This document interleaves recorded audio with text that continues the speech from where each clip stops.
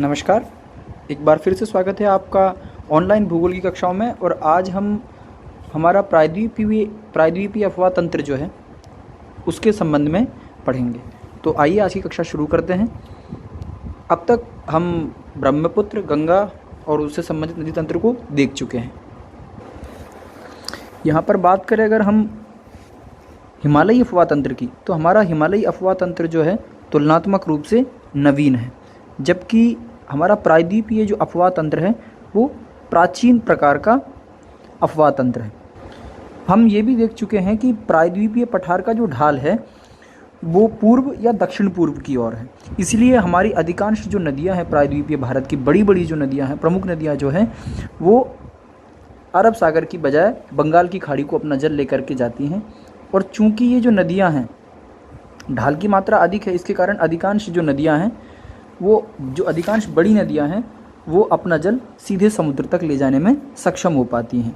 अगर मैं जल विभाजक की यहाँ पर बात करूँ, जो हमारे उत्तर भारत की नदियों और दक्षिण भारत की नदियों में विभेद के रूप में काम करता है, तो यहाँ ये हमारा भारत का दक्षिणतम हिस्सा हमने बनाया है।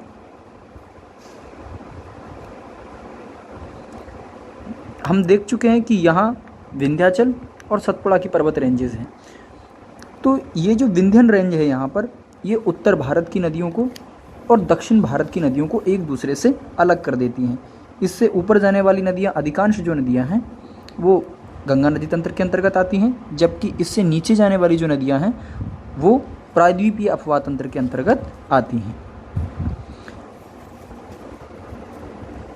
अगर नक्शे पर उकेर के देखा जाए तो हम कुछ प्रमुख नदियों की स्थिति को यहाँ पर प्रदर्शित कर सकते हैं, जो हम देखते हैं। अभी ऊपर से देखें तो यहाँ ये जो हमारी रिवर है ये है साबरमती, पहले नंबर की जो रिवर है ये है साबरमती। मैप पे लोकेशन हम पहले देख लेते हैं। यहीं एक दूसरी रिवर है माही, और माही के बाद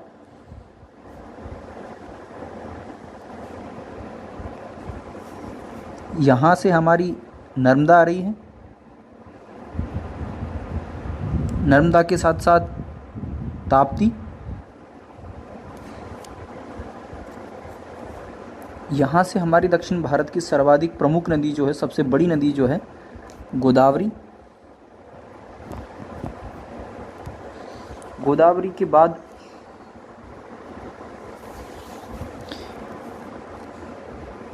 ये हमारी कृष्णा नदी है। नदियाँ कई और भी प्रमुख हैं जिनको हम यहाँ पर दिखा सकते हैं, लेकिन यहाँ पे हम कुछ गिनी चुनी नदियों की बात कर रहे हैं। और यहाँ है हमारी कावेरी। ये कुछ प्रमुख नदियाँ हैं जिनकी हम बात कर रहे हैं। इनकी सहायक नदियों से संबंधित नदियों के संबंध में हम आगे देखेंगे।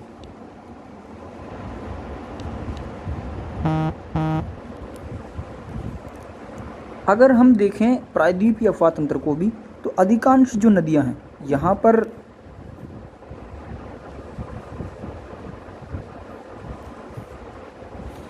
यहाँ जो हमने ड्रॉ किया है ये पश्चिमी घाट पर्वतमाला है। और पश्चिमी घाट से पश्चिम की ओर बहने वाली जो नदियां हैं उनका पथ बहुत छोटा है।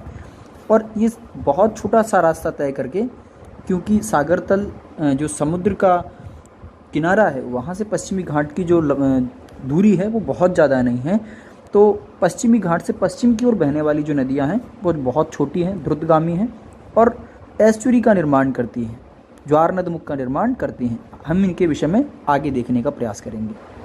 लेकिन इसके साथ ही जो हमारे पूर्व की ओर बहने वाली नदियां हैं वो डेल्टा का निर्माण करती हैं, जबकि हमारे पश्चिमी घाट से पश्चिम की ओर बहने वाली नदियाँ जो हैं वो एस्चुरी का निर्माण करते हैं। अगर हम बात करें डेल्टा की, तो जब नदी सागर या झील में गिरती है तो उसके वेग में क्या है, अत्यधिक कमी हो जाती है।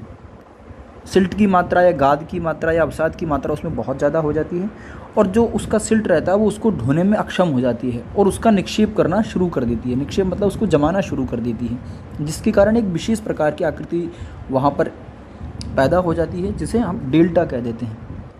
जबकि एस्चुरीज़ क्या होती हैं कि एस्चुरी में नदी, जैसे नदी का जो प्रवाह है उसकी जो बहने की दर है तीव्र ढाल के कारण क्या है, तीव्र होती है, जिसके कारण जो अपना मलबा होता है उसको ढोने में नदी सक्षम होती है और उस मलबे को वो सागर तक गिराने में सक्षम होती है, जिसके कारण क्या है, उसके चारों तरफ जो अवसाद जमा होना चाहिए उस अवसाद का जमाव नहीं हो पाता और डेल्टा का निर्माण ना होकर के ये समुद्र में, जैसे ये सागर तल का स्तर है, ये कोई नदी है तो ये समुद्र में इस तरीके से गहराई तक उतर जाती है और यहाँ इस तरीके से गहरे गड्ढेनुमा संरचना का निर्माण कर देती है।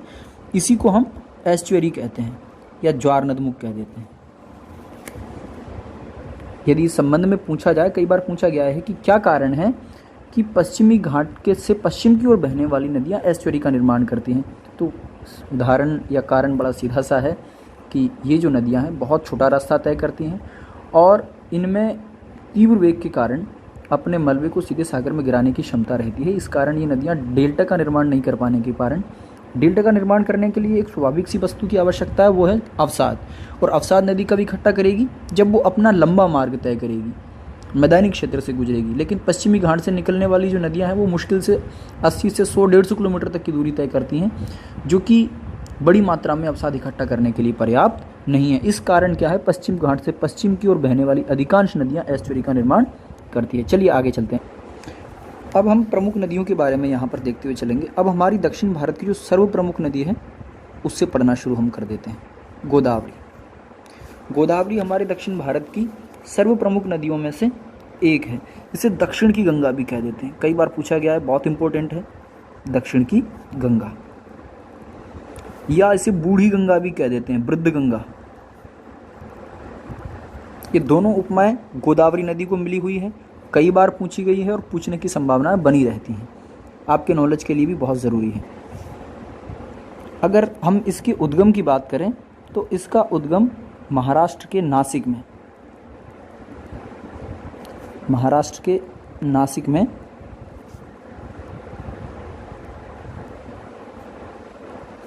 त्र्यंबक नामक जगह से है और इसी के किनारे महाराष्ट्र में प्रमुख त्र्यंबकेश्वर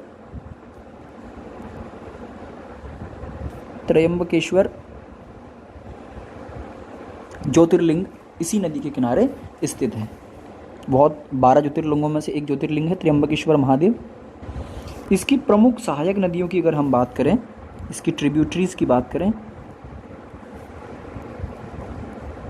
तो इसकी प्रमुख सहायक नदियां हैं प्राणहिता है, पूर्णा है, दूधना है, मंजरा है आदि। ये जो नदियां हैं इसकी प्रमुख सहायक नदियां हैं। मैं लिख देता हूँ यहाँ पे, इंद्रावती है, पूर्णा है, मंजरा है, दूधना भी एक बहुत महत्वपूर्ण नदी है। ये कुछ इसकी प्रमुख सहायक नदियां हैं। सहायक नदियां छोटी छोटी और भी हैं, लेकिन जो प्रमुख सहायक नदियां हैं वो गोदावरी की यही है।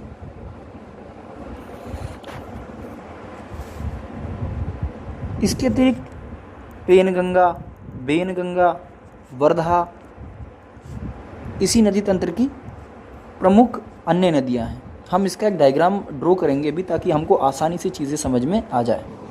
तो गोदावरी नदी तंत्र को हम एक बार यहाँ मैप की सहायता से समझने का प्रयास कर लेते हैं।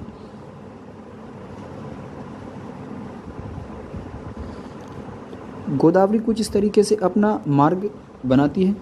यहाँ से इसमें आकर के जो प्रमुख नदी है, इसकी एक सहायक नदी मंजरा आकर के मिल जाती है। मंजरा, पहले हमने मंजरा को ही क्यों लिया वो हम कारण बता देते हैं। यहाँ पे मंजरा रिवर पर एक बांध बनाया गया, बहुत फेमस। यहाँ पर एक रिजर्वॉयर है जिसे निज़ाम सागर परियोजना कह देते हैं।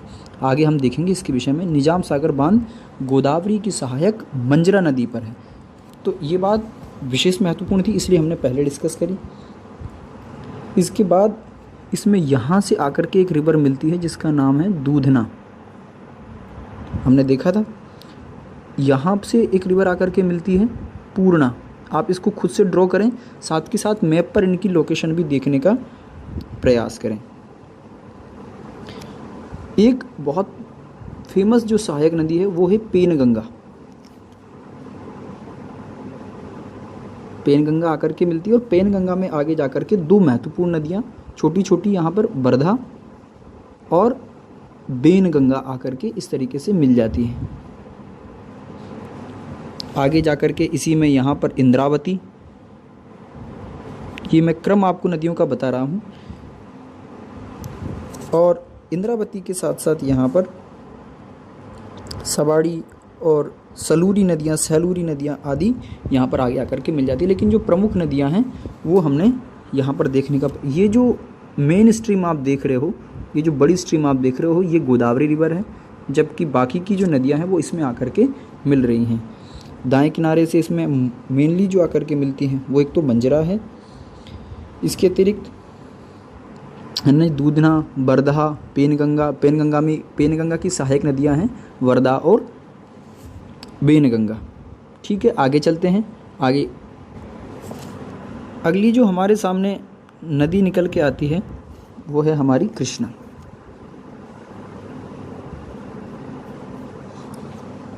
कृष्णा की बात करें तो ये अपना जल बंगाल की खाड़ी को लेकर के जाती है और ये प्रायद्वीपीय भारत की दूसरी सबसे बड़ी नदी है।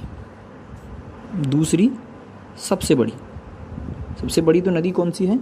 हमारी गोदावरी है। नदियों की लंबाई जनरली कभी नहीं पूछी जाती और हमको याद रखने की भी इतनी महती आवश्यकता नहीं है। ये महाबलेश्वर के निकट से निकलती है। पश्चिमी घाट पर्वतमाला में से महाबलेश्वर के निकट से ये नदी का उद्गम होता है। बस ये कुछ बातें आपको स्पेशली ध्यान रखनी होती है कि इसका उद्गम कौन सा है, तो महाबलेश्वर के निकट से इसका उद्गम होता है।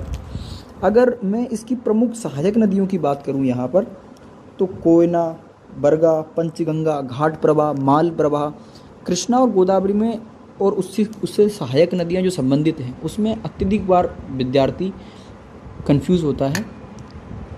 तो इन चीज़ जो सहायक नदियाँ हैं इनको आप ठीक से रिमेंबर करें। तो कोयना, पंचगंगा, घाट प्रवाह, माल प्रवाह, मूसी,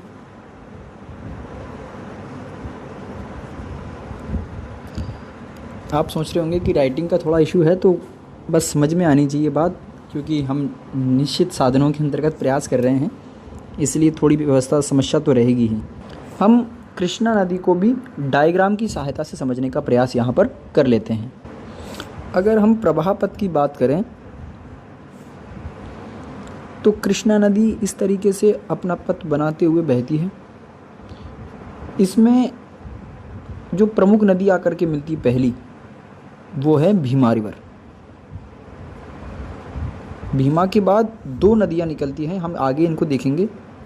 एक निकलती है तुंग और एक निकलती है भद्रा। दोनों जब ये धाराएं एक हो जाती है इसे तुंगभद्रा कहा जाता है। तुंगभद्रा जलाशय के बाद ये नदी आकर के और मिल जाती है कृष्णा में। यहाँ पर एक जलाशय है तुंगभद्रा जलाशय, उसके बाद इसका नाम तुंगभद्रा हो जाता है और तुंगभद्रा आकर के फिर कृष्णा में मिल जाती है। हमारी ये जो मेन स्ट्रीम है ये हमारी कृष्णा नदी है।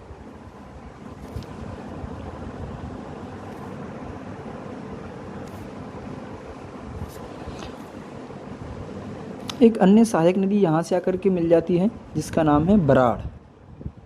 बराड़ भी कह देते हैं, बराड़ भी कह देते हैं। ये है तुंग और ये है भद्रा। दोनों नदियाँ यहाँ से तुंगभद्रा के नाम से जानी जाती हैं। तो तुंगभद्रा किसकी सहायक नदी है? तुंगभद्रा जो है कृष्णा की सहायक नदी है। ये हमारी कृष्णा नदी, कृष्णा व उसकी सहायक नदियाँ थीं।